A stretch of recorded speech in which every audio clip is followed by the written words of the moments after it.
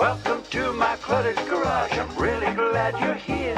A place where we can laugh and talk and days are filled with cheer. The clouds and sun may come and go, but one thing's always clear. Welcome back, my friend. You know I'm really glad you're here. Yeah. Hey, welcome back, my friends. I am truly, really glad that you are here. I missed you. It's been a while. We missed last week, so it's good to be back. Hey, it is live stream number 226, February 2nd, 2026. It's a lot of 2s and 6s there, isn't it? Anyway, thanks for being here. If you are new to this live stream, and there are a lot of new people who have joined, the live stream is just kind of an extension of the channel, and it's more of a kind of get to know you and spend some time together. Start our week off right by getting together and just chatting. Sometimes I have a guest, sometimes I don't. So that's what this is all about. But again, if you are new to this live chat, new to the channel, please say hi in the comment section, because this live chat is interactive, or this live stream is interactive. We're streaming on YouTube and Facebook, so you can make comments on YouTube or Facebook in the live chat. We'd like to welcome you for being here. Hundreds and hundreds of new subscribers over the past couple of weeks. So chances are there's somebody here who hasn't been here before, and I want to welcome you. And I want to welcome you this evening. You will meet some cool people in the comment section. Folks come back here week after week. They don't even care about me. They're just here to see the people in the comments. So, but let me know how you found the channel. Was it on YouTube, Facebook, Instagram, or TikTok? Because I'm posting there, as much as I can. And then we do this pretty much every Monday evening from 7 p.m. to 8 p.m. Eastern Time. Again, wasn't here last Monday. And here's another announcement. No live stream next Monday either, February 9th, because I will be on my way to Louisville, Kentucky for the Farm Machinery Show. So I don't think I'll be available Monday night. Or if I'm at a place where I am, I'll be tired and probably won't. Anyway, we're not going to do the live stream next week. So mark your calendars. Another free night for you on a Monday night. I know. I'll miss you. And I'm sorry that to not be here for you. But that's the announcement. Again, if you're new, this is an interactive live stream. So in the live chat, if you have a question for me about the channel, post it in the live chat with the word question, followed by your question, and that helps it stand out. Same thing with comments. If your question gets buried, then post it again. It's okay. So, and then later on, before we wrap up, we will do the sticker giveaway. Here they are. So you'll want to be here for that as well. Other than that, click that thumbs up, whether you're on YouTube or Facebook. I'd appreciate it. It means the world to me. And then tonight, we're just going to talk about stuff that's going on. And if you've been watching, stuff is going on, especially after this snow that we had last Sunday. Have you been watching the videos? Have you been following on Facebook? Do you know what's happening here? Well, let me tell you. Last Sunday, we had what was supposed to be a big storm, didn't turn out dropping as many inches as they were saying, but we had about 8 inches of snow, and then it was followed by several more inches of sleet and freezing rain that weighed down the snow. And here's the story. I was out Sunday, and I was using the edge tamers, and I was clearing the driveway from there was about 6 or 8 inches of snow at the time. It seemed like it had stopped, and it was just doing the freezing rain. So trying to get the snow off of the driveway, got that done, parked the tractor in the carport, came up here to this very room, and started editing the video. I wanted to get it out hopefully the next day. Editing the video, I get almost to the end of the video, and I hear this crashing metal sound. And my first thought was, that didn't sound good. Like, I don't know what that was. I was hoping that a snowplow had driven by and perhaps had tripped the blade, or something with the snowplow may have happened. So I went downstairs and I looked out along the road, and there was no sign of equipment anywhere. So I thought that was weird. Then I came back to the back of the house, looked out the back door, and lo and behold, the carport had collapsed.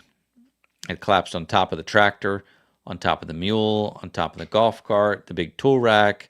A couple other things were in there, but it collapsed. And if you didn't see that, either on Facebook or YouTube, here's what I looked out the window here and saw. There it is. There it is. Nice and flat. And you know how you get that kind of sick feeling in your stomach, like, that just happened. That just happened. So that has been my saga for the past week. We'll talk a little bit more about that in just a few minutes, but that's what's going on here, and I will update you as best I can with that. But first, let's look at the comments section and say hello to our friends. First of all, there's Hunter Ray. Good to see you, Hunter. Chevhead Ed. And Kent from Hope Construction. Again, Kent, we're thinking about you. Hope you're doing well. And I see you posted that you had treatment today. Thank you for sharing that with us. Everybody keep Kent in your thoughts and your prayers. No fun to be treated, and I know you've been through a lot there. So we are thinking of you, my friend, and just feel better. Hopefully so. David from RCAF Polar Express, good to see you. Joseph is here, and Tap That Sugar Shack. It's the whole family is here, and there is Chris finally getting out. Chris says finally getting out from under the layer of ice that has essentially crippled Central Virginia for over a week. I can see some pavement at last. Well, good for you, Chris. It sounds really similar to what we're dealing with here. The secondary roads here still have a lot of patchy ice on them. Our driveway, unfortunately, has a couple of inches of packed snow and ice. It's like driving over rocks. It's bumpy, and it's just solid, and I can't do anything with it because it has been sub-freezing temperatures for the past week. Single digits at night, barely double digits during the day. Today, though, for the first time, we had a warm up, and it was like 32 degrees or 30 degrees, but it was sunny. And then tomorrow is supposed to be 35, I think. So that's going to be kind of a big change there. So basically, that's kind of where we are with stuff. Go back to the comments here. And again, I'm just kind of blowing through to see who's here, so I'm not really reading comments at this point. But thank you, Chris. I see you're enjoying some hot tea in your MCG mug. Very cool. Yeah, this weather has not been fun. I'll tell you more about that as well, because things just keep happening. Chevhead, yes, you're posting from YouTube. I can see your posts. I can see it. Oh, yes, and BT, who's your handyman? Congratulations, you won Chris's toolbox. So make sure you get together with Chris so he can send that to you. That was really generous, Chris. I know it was generous of Milwaukee to send you a replacement box, but then also generous of you to give it away. Really fun. So BT won. Okay, looking through. And we'll catch up shortly. There's John Ritter. Good to see you, John. Yes, John, that reminds me that unfortunately, Punxsutawney, is that how you say it?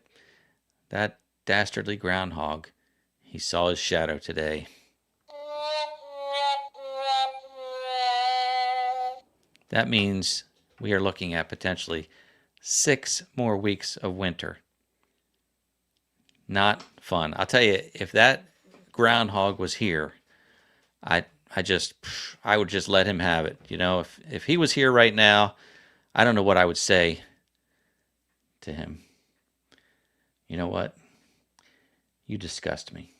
You disgust me, and you need to crawl back in your hole and come out again and not see your shadow. Well, who knows? 6 more weeks of winter. What does that even mean, honestly? Like, I'll tell you, we have barely had winter here the past couple of years. The past, I don't know, how many years? It's been very mild, and this one hit us like really surprised us. We haven't seen weather like this where the snow just hangs on. The snow's not even falling anymore. It's just so cold. You're walking on top of the snow. The sheep don't even want to move around out there. The dog doesn't want to go out. We don't want to go out. It's not good. It's just hard to do anything. The water for the barn, I put heat tape on the pipes in the barn. Ended up shutting it off because it still froze at the spigot. And I've got a space heater running against, not against, but in the area where the water comes into the barn to make sure that doesn't freeze and break. Before the storm hit Sunday, I came downstairs in the morning. I'd taken my shower, came downstairs, and sitting there in the living room, and she said, "Hey, what water's running?" It sounded like the washing machine was running or something. And I said, "Nothing. I haven't been able to do anything." Walk into the mud room. There's water spraying all over the dryer. There's water coming down on top of the kitchen range. And I go into the mud room, and the water is spraying up in the ceiling toward the kitchen, dripping down on the dryer. The pipe had frozen and burst. And I ran downstairs and turned off the water main. And then had a little fix-it job to do. But that was before the carport fell. That was the first part of this terrible weather. Had to deal with that, so I fixed the plumbing and got that taken care of. And again, this is an old farmhouse. We're talking 150-year-old, whatever the math is, 1800s. It's old farmhouse. Part of it is not original, but it's old enough, and I guess there's no insulation in the ceiling. You can feel the cold air coming down. And the pipes were run up in the ceiling. And what I realized was I had moved the water heater. There was a closet with the water heater in it. And I thought, I don't want the water heater here. I'm going to put the water heater in the basement. So I moved it from that closet to the basement just to free up some space. And then I ended up putting the dryer in that closet where the water heater was. What I realized was that water heater was radiating probably just enough heat to keep the ceiling from freezing. And by taking the water heater out, I took a little bit of a heat source out of that section. So anyway, what a bummer of a surprise that was. And again, that was before the carport fell. So yeah, and I've fallen. Anne has fallen. Like you walk out and just your feet slip out from under you because it's just solid ice at this point. Okay, I'm still looking through the comments. Hello there, Wade. I will see Wade at the National Farm Machinery Show, and I think I'll see a few others of you. There's Earl. Magnify. Big birds here. Nice. There's Jake from ITC Quick Attach. I'll see Jake next year. Hey, John Lowe. Good to see you. Yep. Walter is here. Outdoor Adventures. Darren. Thanks for tuning in. Yeah, Linda has a question. How do you manage animals in sub-degree temps? We've just got the 2 sheep out there, and luckily I have a little cow hutch, and it's great for sheep because it's made for calves, but sheep are shorter than calves, so it's perfect for sheep. I've got the cow hutch out there. I've got straw in the cow hutch. They go in there and they stay warm. And I know that the neighbors have cows. The other neighbor has sheep that are out without really. I mean, they have a shelter, but not a barn or anything to go into. And you're in the house, and you start thinking about these animals, and you think, how in the world do they have enough warmth and circulation? Like, it's just, you feel bad for them, but they're different than us. The dog goes out and walks on the snow, and you think, how do you walk on that? So they're just different than us. So it's hard to imagine, but it's a pain. And again, the water for the barn is frozen. Now I do have outdoor hydrants, and they still work.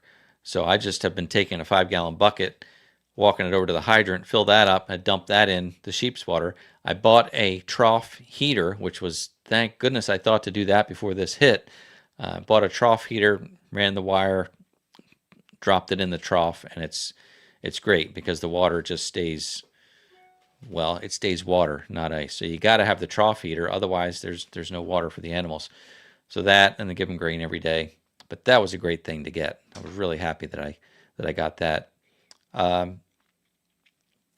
Today, last night, we came in the house, and Ann said, "Why does it feel colder in here?" Actually, earlier in the day, she says, "Is there a window open?" And there's not.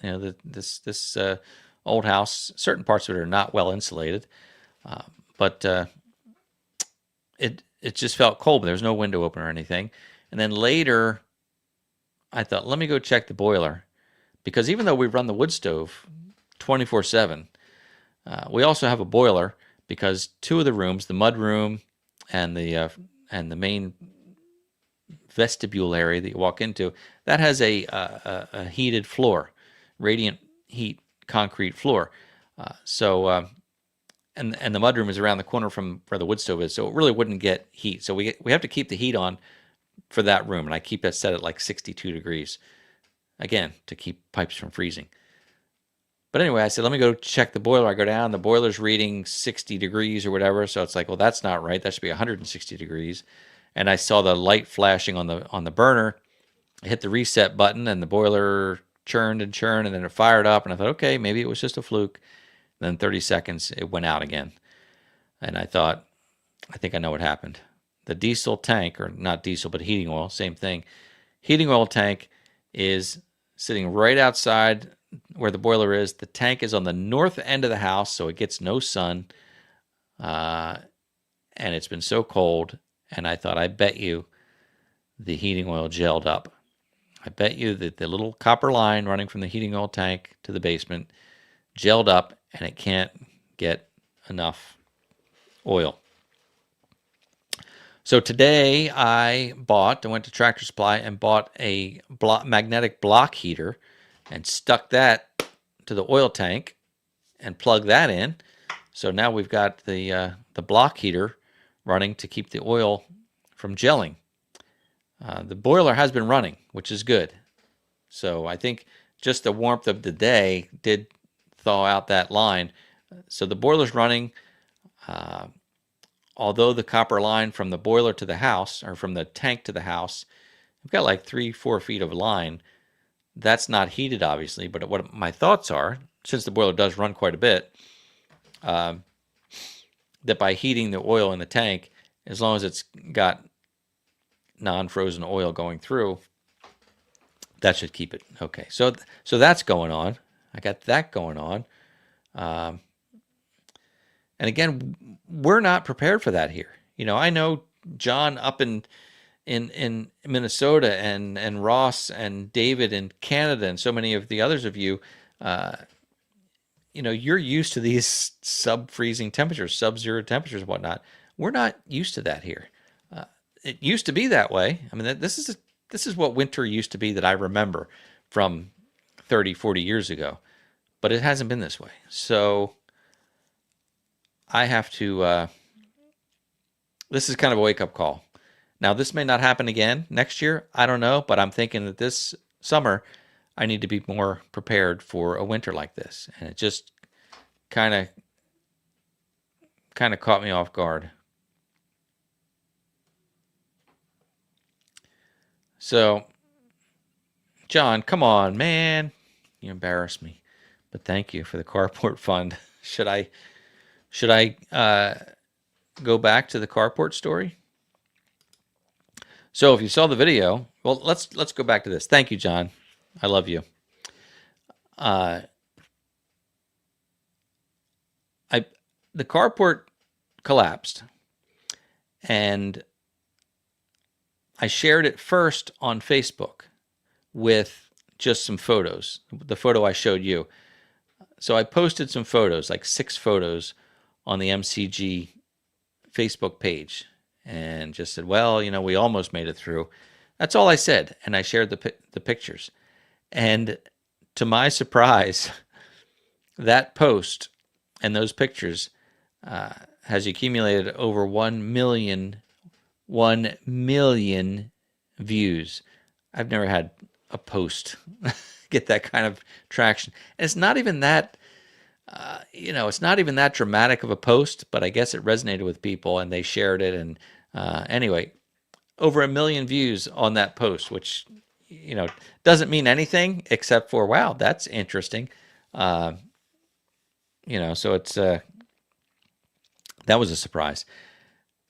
And then, of course, the Edge Tamer video, since this happened before the Edge Tamer video was published on YouTube and Facebook, I went out after the collapse and I recorded a little bit and I inserted that into the Edge Tamer video. It's kind of not really a teaser, but just an FYI, this just happened and I'll be talking about it.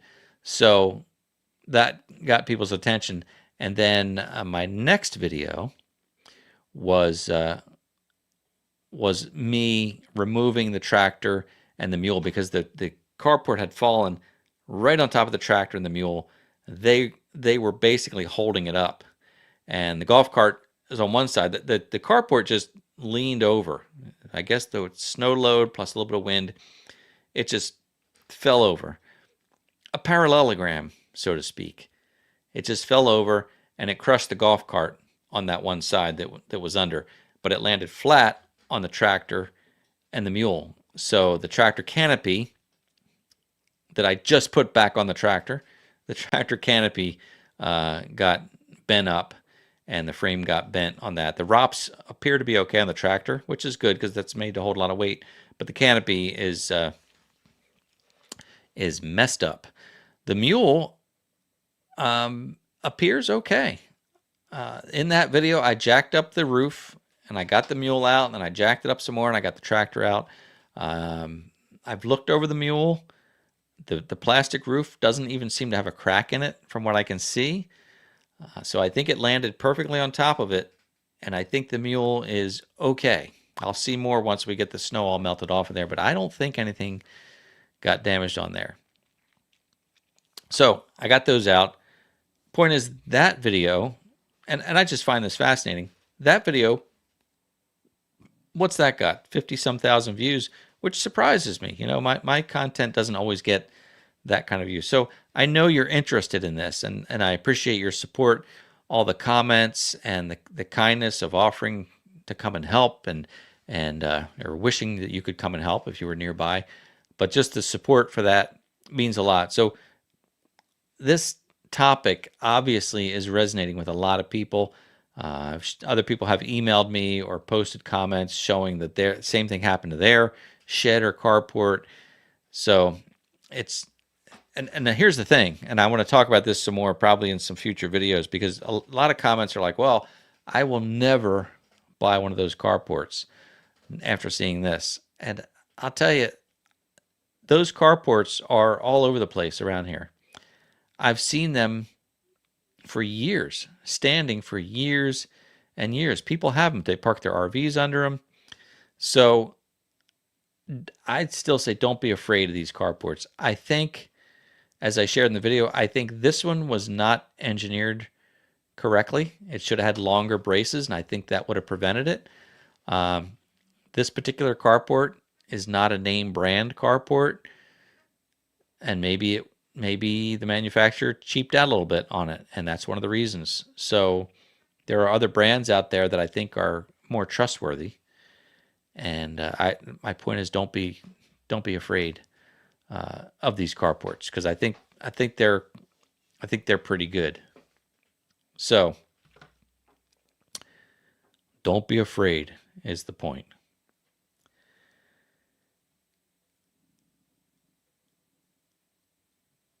So BT has a question. Do you have a set of cleats or chains that stretch over your boots? I feel like I used to have something like that. I don't now, because again, we haven't needed them. May not need them again for a while. So no, I don't. And I don't think I would use them too much. I tried something I've been reading on the internet for months and months. I read about the ash from the wood stove, and I kept reading that it makes a great non-slip surface for snow and ice. And I just thought, that sounds really messy.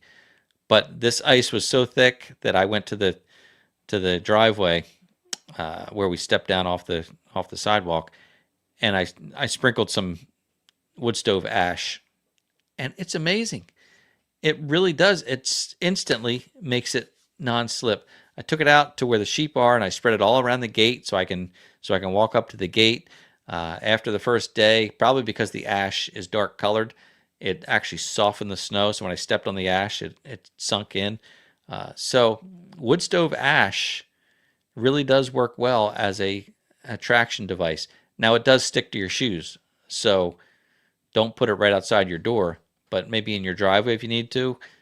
Sprinkle some of that ash. It's pretty amazing. And again, it makes the snow really ugly, but it works. So Diane says, from North Tonawanda, New York, just north of Buffalo, we have been in the teens during the day, below zero readings at night and early mornings. It's been at least 2 weeks like this.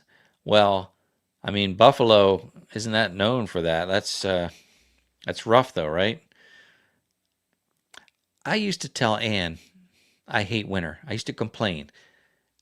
And just this year, just this winter, I said to Ann, before all this happened, I said, you know what, Ann? I don't hate winter anymore. I said, I've come to realize that time goes faster, especially the older you get, but we're only now, 6 weeks away from spring, technically? 6, 7 weeks away from spring. I said, you know what? I don't hate winter anymore because I know this is temporary. It's going to go by quickly. It's fine. And then all this happened. And then just a couple of days ago, I said, you know what? I hate winter again. Because this is winter. No wonder I didn't hate it so much, because we haven't had winter.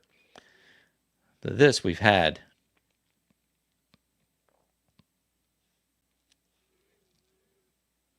Thank you, Kent. You're very generous. Kent sent me something, and I'll share that on a video at some point as well. I have not been, Brian, been to the farm show at the Syracuse, New York Fairgrounds in February. I have not. And gosh, Syracuse in February sounds horrible. That's way up there too in the coldness. But the farm auction is coming up. I just got a postcard. March 7th, farm auction, 52nd annual spring auction. Yeah, because it's March. So I think I'll be hitting that again. That was a fun one to go to, although that was kind of cold too. And then there's another local one, I think in February, that I go to, probably right after the Farm Machinery Show, unless I missed it last year. I don't think so. I think I was there. I have to look back.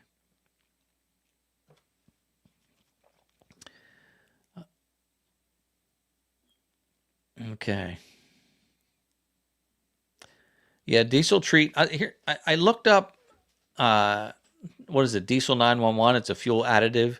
If you have diesel that's gelling, and when I read it, it said you could put it in your heating oil. It said to use it as a last resort, and it also said not to be used as a preventative maintenance. Now, I don't know why that would be. Does the stuff evaporate?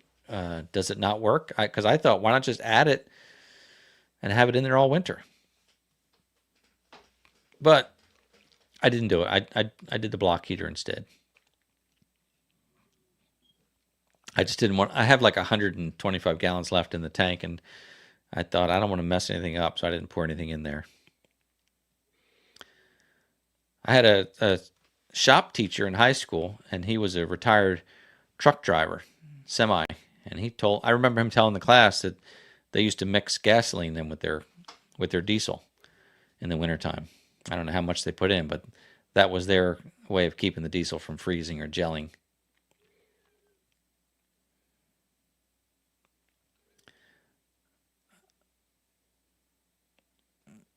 Question from Central New Hampshire. Question: from the way you used to be, do you think you would have cleaned off the carport if you didn't have solar panels? I did. By the way, I did clean off the solar panels. That was in one of the videos. Ann got me a roof rake, and when we had that snow on Sunday, I cleaned off the solar panels. And boy, I'm glad I did, because when you drive around here, the neighbors' solar panels are still covered in snow, which means they're not producing any solar electricity. I got mine cleaned off, and then the sun took care of the rest. So our solar panels are clean, and for the past 2-3 days now that I've been checking, we've been producing like 50 to 60 kilowatt hours per day of solar energy. We only use 30 to 40, maybe closer to 50 this time of year with all this space heaters going. But still, I've been producing more than I'm using. So even in this wintertime, we're net positive with solar, which is really great. Really happy about that. It's working really well. But would I have cleaned the carport off? Ideally, I would like to. And of course, in hindsight, I would try and do something. But you can't. You can't clean those things off, because this one, like so many others, is designed with the ribs of the steel going horizontally instead of vertically. It's a weird design, because you know that holds the snow. The ribs are going across. So there's no real way to clean that off. Yeah, it's just not a good design. So would I have done it? Probably not, because it's a pain to do. If it was, no, I probably wouldn't have done it regardless, because I would have thought, this is made for this. I shouldn't have to do that. I didn't clean off the house roof or anything, because it's made for it. So the answer is no. Donna, thanks for being here tonight. I appreciate that you like the videos. Again, lots of new followers on Facebook especially, but certainly on YouTube. Again, hundreds of new subscribers in the past week. And Facebook, for whatever reason, that algorithm has been friendly, and people have been watching the videos on there. Facebook's not really a place for long-form content, but I think it's starting to get more popular on Facebook. It used to be just reels, short reels, but now some of the long-form content is doing well as well. So I'm glad to have the Facebook audience here tonight as well. Facebook and YouTube audience, say hello to one another, because some of you are active on both Facebook and YouTube. Some of you are active on YouTube. Some of you are active on Facebook only. So again, welcome, and say hi to one another, the Facebookers and YouTubers, because you're similar yet different. Yeah, some other folks have sent pictures of their carports, had the same thing happen. So what else? Was I going to talk about something else and I didn't talk about it yet?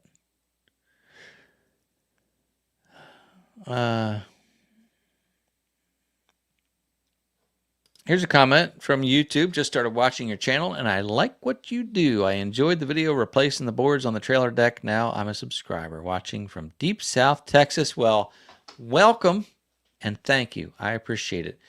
Check out Wade's channel, Sabine River Valley, a fellow Texan, that you might enjoy Wade's channel as well, because he does some pretty fun stuff over there, and he's actually in Texas. And you're watching me here on the East Coast in southern New Jersey.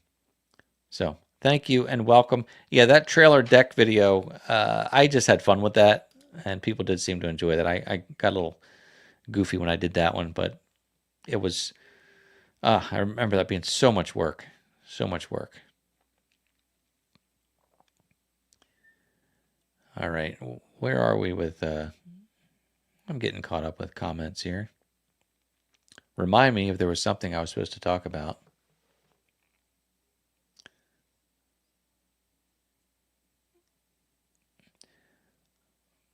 Yeah, Bob, you're right. This is the way winter should be, minus the ice.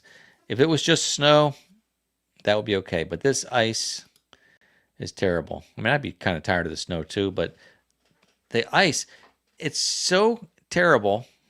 And I don't like to be a complainer, but you walk on top of the snow, which is tough because it's icy. But then if it starts to soften up, you're like step, crash, step, crash, step, crash. It's like hard to walk around anywhere. John Ritter likes winter when it's in double digits. Once it gets colder, it's no fun. John, I don't know how you do it up there, man. I know you have the Curtis cab and the snowblower, but still, I don't like it. Maybe again, if you're used to that environment. Again, this caught me off guard. I was not prepared for this. I just didn't expect it to get this cold for this long. Question, do you regret not getting the backhoe? Answer, I don't regret it. I'd like to have it, but I don't regret it. I know that it would be handy. I think on the B2601, the backhoe is going to be pretty limited because it's a pretty small tractor, bigger than a BX. And I've seen people do some very interesting things with the BX and the backhoe, so I'm sure it would be capable. I don't regret not getting it because it was like at the time an extra $8,000, so it really wasn't even a thing I could consider. So no, I don't regret it. Would I like to have it? Yes. Ultimately, I'd like to have a dedicated mini excavator. Forget the backhoe on the tractor. Forget hooking it up, messing with that. I've had this conversation before that I think that one of these mini excavators, these, as they call them, Chinese mini excavators, these imported excavators with gas engines that only cost about $3,000-$4,000.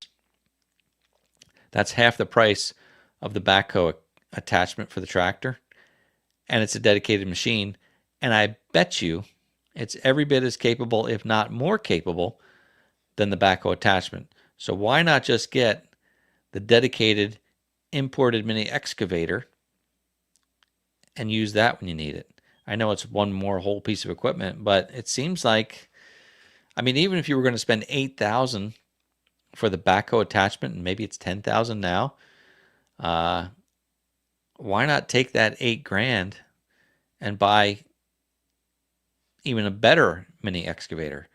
Maybe, I mean, I know a Kubota or John Deere mini excavator is going to cost you, even a used one's going to be probably at least $15,000-$20,000.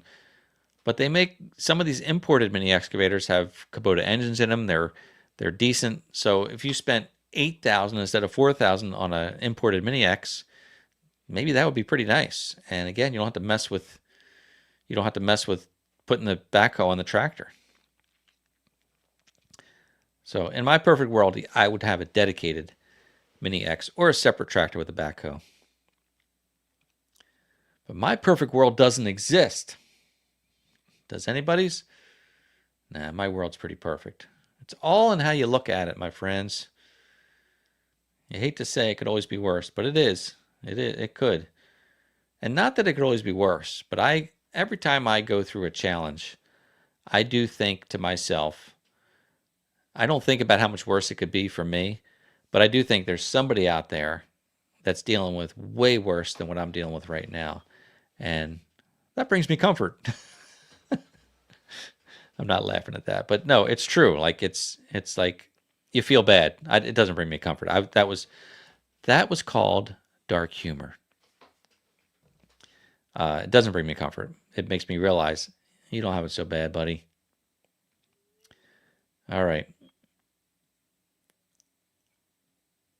So, hello from Mississippi.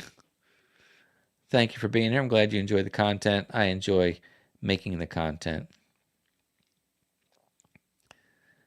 Right. I don't even know what some of these comments are saying because you're responding to each other, not to me. Yeah, here's a good question. Thank you, Spencer. Is there any permanent damage to the implements under the carport? I don't know because I haven't gotten the carport off of them yet, but I don't think so. One of the canisters for the instructions, those plastic tubes, that broke off. But under the side of the carport, there's the rototiller. There's a grader box, land plane. Thank you, Brain, for kicking in. So I don't think anything else got damaged, but I'll have to see that when I get that cleared up. And I can't do anything until the snow melts off, which it started melting off a little bit today. So yeah, back to the carport. Thanks for bringing that up. So we did call the homeowners insurance, and they did send somebody out Saturday to document it, working with an adjuster. I just sent them this evening some photos of the damage, some estimates that I could come up with for replacing, like the Artilian canopy. I can look that up on the website. The other things I don't know. The golf cart, I don't know. I guess that's their job to determine what things are worth. The carport, again, a carport plus technically paying someone for demo of this one, for installation of the new one. I don't know. So we'll see what they come up with, but we did submit a claim and we'll see what they do. I hope it doesn't adversely affect our insurance. Like when I processed the claim for the crushed tailgate on the Silverado a few years ago, remember that? Remember when I left the tailgate open with the trailer connected, and every time I turned, the jack bent the tailgate, and it put like a smile on the tailgate, and I was sick to my stomach, and I wanted to throw up when I got out of the truck and saw that the tailgate was destroyed. And then we checked, and it was covered by insurance because the trailer, I don't know how. Anyway, they covered it. I took the truck in, and it was a $3,000 repair. Insurance covered it. Then my insurance went up. I swear it was like $500 for 6 years or something like that. And I'm like, I'm paying for this myself. Well, what?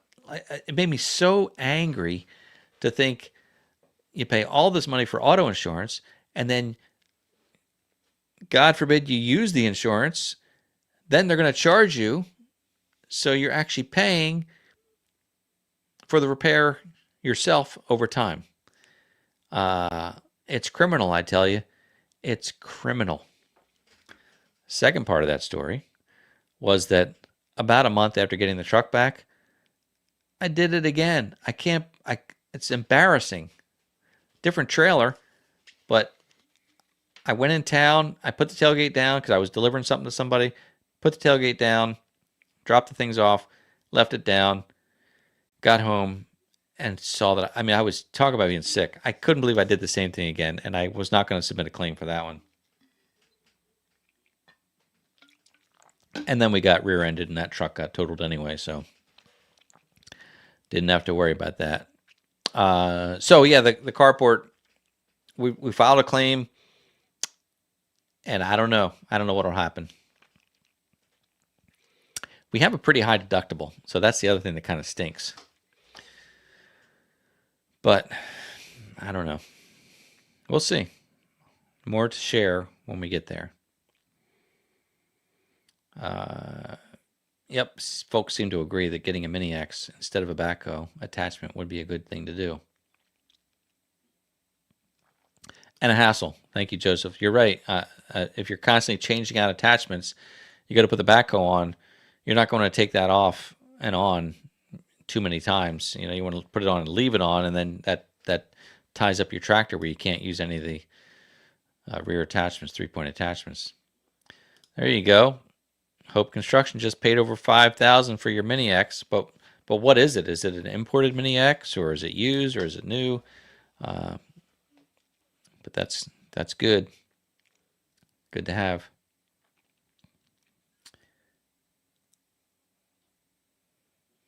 Do you have any spring projects lined up? Well, possibly a carport. I don't know what I'm going to put back up there. I liked it a lot. Like I said, I wouldn't be afraid of those things. I just think I would ensure that whoever installs it braces it differently or go with a different brand.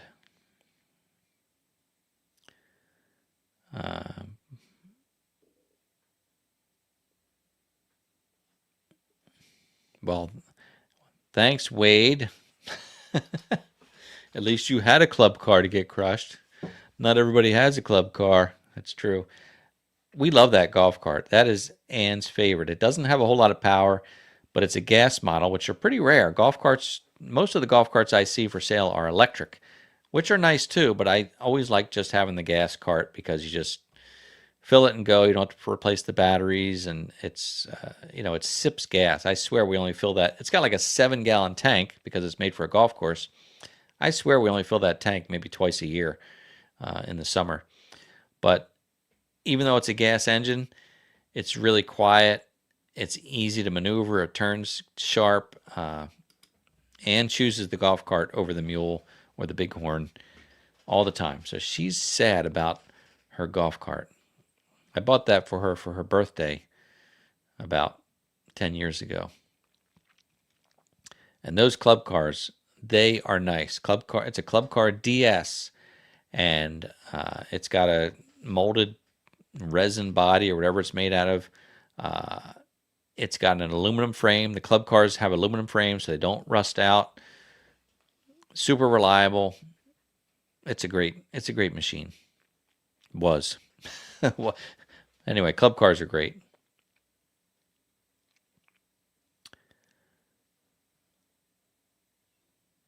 So there's a question about the grapple. You have the same tractor. I bought the Land Pride, what is it, SGC 0660, 60-inch Land Pride grapple. I bought it with the tractor because I financed everything together. So I bought the tractor and a number of attachments at the same time. So it's not that I would recommend that one. It's just what I have. But I would recommend it. It performs well. The only thing I wish it had, and I guess it's a different type of grapple, the ones that have a little more teeth on the bottom, but I guess that's more of a root grapple, where mine's not a root grapple. So there are times I'd like to have a little more length on the bottom. But as far as picking things up, I love that grapple, and I think I would love any grapple. And I'm not turning you away from Land Pride because I think it's fantastic. But there are some interesting things out there, like Artilian, for instance. I mentioned the Artilian canopy, but Artilian makes a modular system where you buy the pallet fork frame that goes on your SSQA. You buy the pallet fork frame, and then you can buy pallet forks for that. They make grapple arms, plural, that go on that same pallet fork frame. So you basically turn that into a grapple. And there's a stump bucket that I have that goes on that pallet fork frame as well. So that's a pretty neat system that, again, it's modular. And there are times I wish my pallet forks had a grapple top, because the pallet forks can get under something like brush or whatnot, and then you can hold it with the top of the grapple. So again, Land Pride, 100% quality stuff.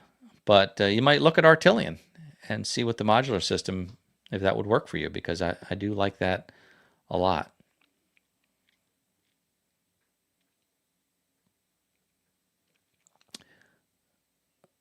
So, oh yeah. So you remember that I hit the tailgate the second time.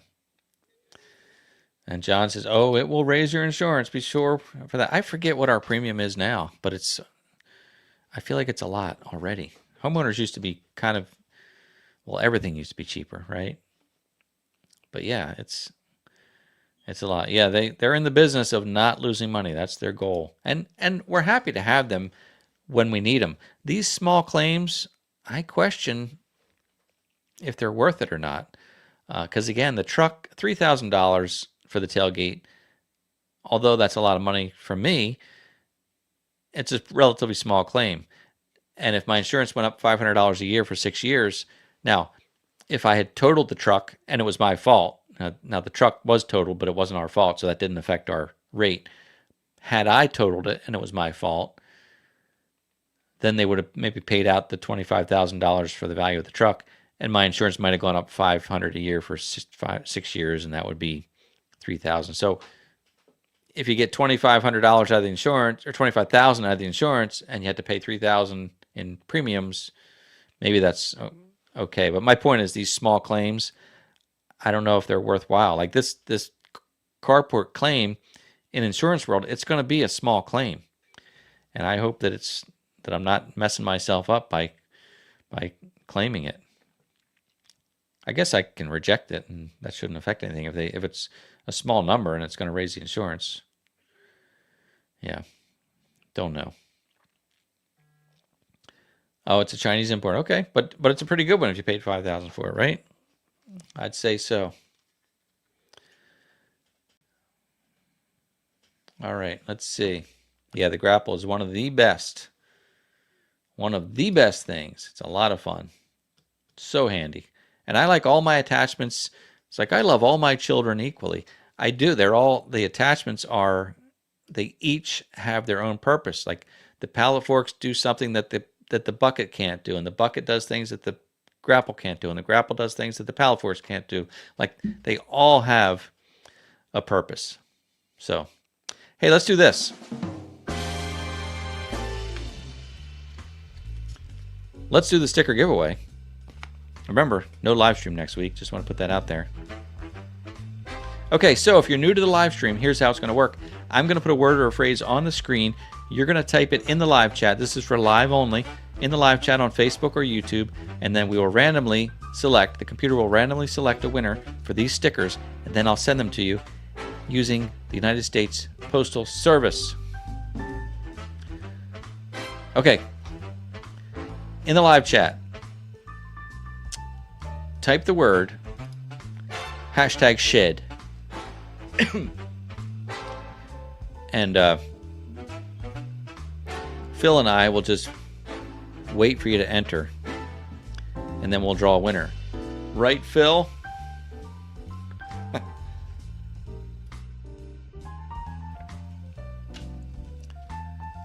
Okay, #shed. It can be uppercase or lowercase or a combination thereof. Make sure you use the hashtag, no spaces. Just like that. And just like that. Or uppercase. Okay.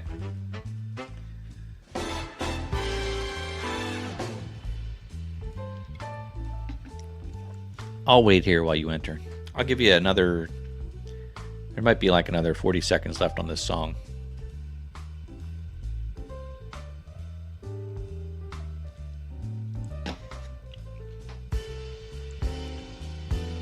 Better get in place here.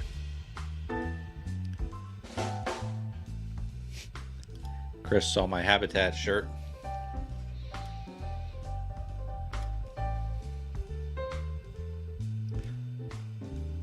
Here we go.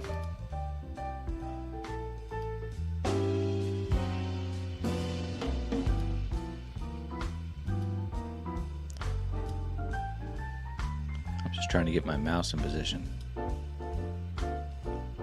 Ready?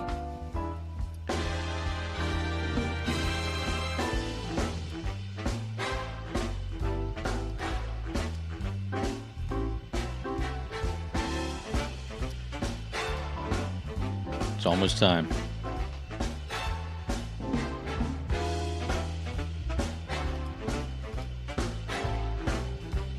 do it.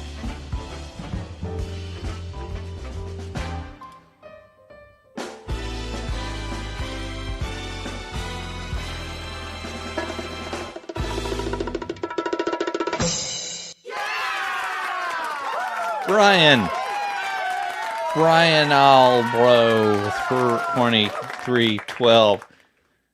Congratulations, Brian. You are the winner of tonight's sticker giveaway. So happy for you. Here's how it works, Brian. You need to send me an email at contactmcgtv@gmail.com, and I will send these stickers, or two just like them, to you. Right, Phil? Right. If you would like to punch Phil in the face, now's your chance, because we don't need 6 more weeks of winter. Phil. Got it, Phil? Phil's here because he had 7 relatives living here under the house when we moved here. And Phil's the last one remaining. You're a lucky guy, Phil. You're a lucky guy. All right. Well, look, thanks for being here tonight. This was fun. I hope you enjoyed it. Thanks for watching the videos and following on Facebook, Instagram, TikTok, YouTube, all that. It means the world to me. It helps us out. So watch the videos. Go back. Watch some old videos. Thumbs up. Engagement matters. And I truly appreciate your support. And I hope that you like what I'm doing here. And I like doing it. It's a lot of fun. So if you have ideas, always put them in the comments. Email me things you want to see, and we'll try and get it done. I don't know what I'm going to do here the next week because the weather's still turning. I might try and get out there, and if the snow softens up a bit tomorrow, maybe I can try and scrape some more out because the driveway is just a mess. But again, remember, next week won't be here. See you in Louisville, hopefully. If you're there, if you see me, walk up to me. Don't hate me if I forget your name, because I'm not good at that. But I'll be happy to see you. Anyway, take care of yourself. Kent, please take care of yourself. And thank you for your kindness. I appreciate it. Everybody else, well, take care of yourself too. And enjoy that 6 more weeks of winter. Thanks for watching. And as always, I look forward to seeing you next time.